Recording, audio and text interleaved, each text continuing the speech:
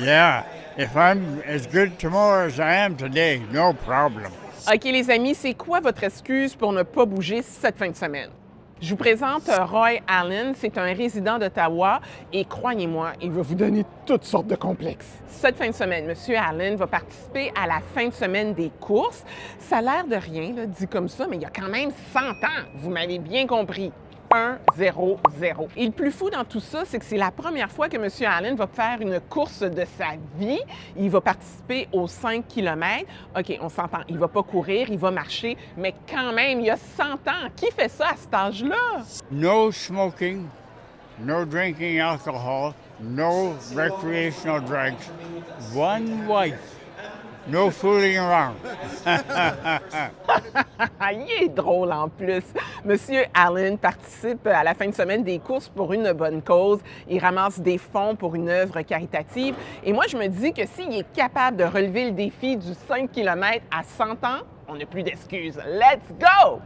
Maintenant, le procès de Stéphane Rivard, l'homme qui est accusé de meurtre prémédité de Valérie Leblanc, doit avoir lieu à Gatineau en septembre 2027. Mais mes collègues de la salle de nouvelles ont appris que ses avocats auraient préféré que le procès ait lieu ailleurs, comme très, très loin de Gatineau. Donc, ils vont présenter une demande en ce sens-là le 16 juillet prochain. Sans surprise, les avocats de la Couronne ne sont pas d'accord parce qu'ils auraient aimé que l'accusé soit jugé sur les lieux mêmes où les infractions ont été commises. Et en terminant, Jonathan nous en a parlé hier. C'est quand même un peu triste, hein, la façon dont ça s'est terminé pour les filles de la charge qui ont perdu en finale de la Coupe Walter. Il y avait la coach qui vit un moment quand même assez dramatique dans sa vie avec ce cancer du sein, mais qui a tenu à être derrière le banc. Il y a les joueuses qui ont tout donné en support à cette coach-là. Il y a la défaite qui a fait quand même assez mal.